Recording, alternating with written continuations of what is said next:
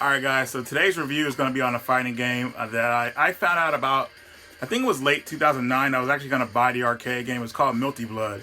Multi Blood is a game that was, I don't really know too much about the original games. I know they were originally on the PC, then they had the arcade, which I was really wanting to buy at the time, but that just fell through. But anyways, they made a spiritual sequel to the series, and that is Under Night in Birth. A lot of people don't know about this game. It had a low print run. I think it maybe had like a second print run, and that's pretty much it. A total hidden gem of a fighting game, lots of characters. Really feels like a full package.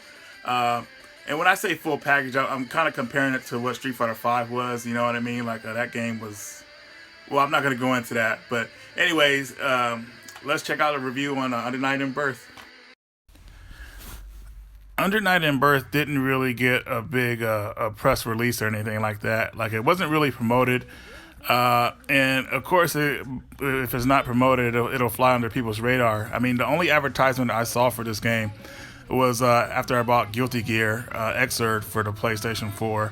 And they had a small advertisement in the instruction manual for it. The game is anime, heavily inspired by anime, which, you know, like I said in the previous review, I'm all right with that. You know, as long as the gameplay is fun, animations are fluid, you know, I could get down in this type of game. Thankfully, this is one of those fighting games that sets the example. And, you know, you have your arcade mode, your online mode, gallery mode, score attack mode, all that good stuff. You have 16 characters to choose from right off the bat, which, you know, that's... I mean, anything over, I would say over 10 is pretty dang good. Oh, just to let everybody know, this is a 4-button fighting game. So you have your light attack, your medium attack, your hard attack, and then you have your charge move. It's actually called the X action, and pretty much what it does, while you try to charge your gauge up, it'll decrease your opponents. And this helps your super meter go up faster. Now the super meter, it actually goes all the way up to 200%, and if it's at that range, you could do up to 2 super moves. At 200% though, you can also unlock the Veil move, which charges your character up and makes them more powerful, but it actually runs down the super meter. I rarely use this attack unless I'm about to do a devastating attack, which the only way you can do those attacks is if your character is at a certain part. Well, I would say if their life is like, I think it's around 30%, you can pull this move off, and it takes massive damage. 2D sprites in this game they're really outstanding actually. Even though they have the anime look, they're just well done. They really feel fluid. Playing the game, the controls felt really tight, and you felt like you could pretty much pull off any move you wanted to. I mean, it was really simple to do. Now, I'm not saying this is the game for a casual audience, you know, to get into. I mean, it can be tough, you know. I'm actually right here. I'm actually fighting the final boss, and she was putting it on me for a while until I got angry.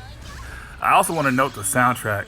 Gosh, the soundtrack is just really good, outstanding. I mean, they did a great job on that. You know, in a fighting game, you know, or any game in general, if you have good music, I mean, that just will really help the game flow.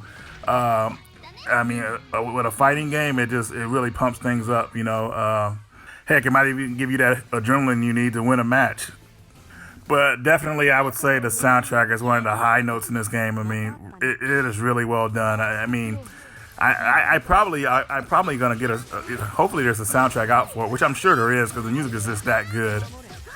Now, so far, this game has only been released on the PS3, and we're in April right now as I'm doing this review, and the game was actually released for free for PlayStation Plus users.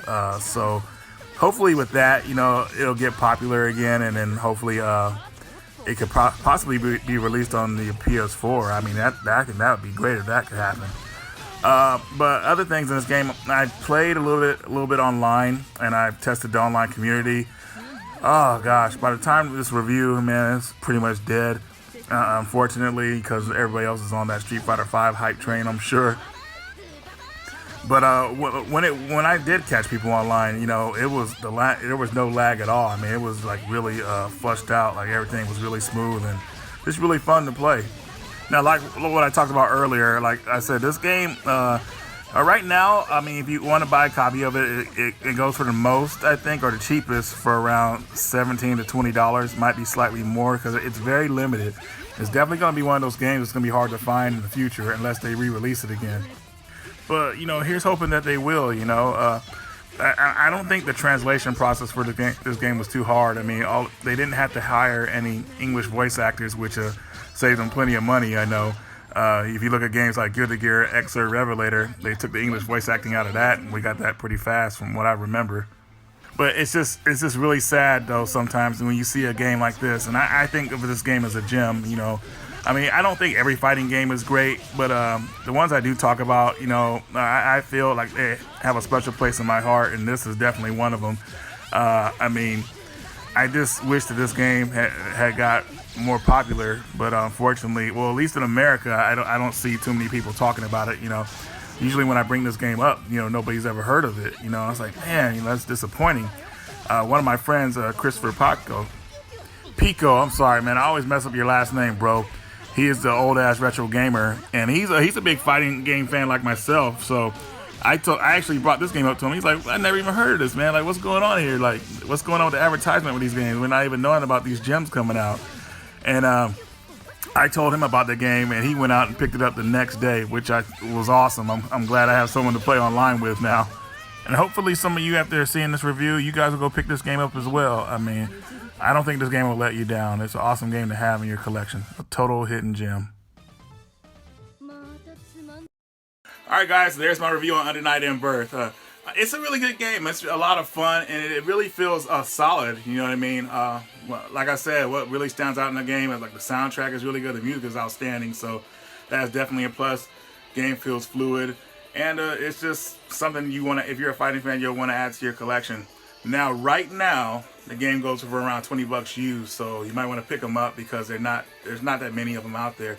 Hopefully the game gets re-released on the on PS4 possibly, but if not, like I said, we got the PS3, and then if you want to play online, it's free on the PS3, so you're into the online battles and all that stuff.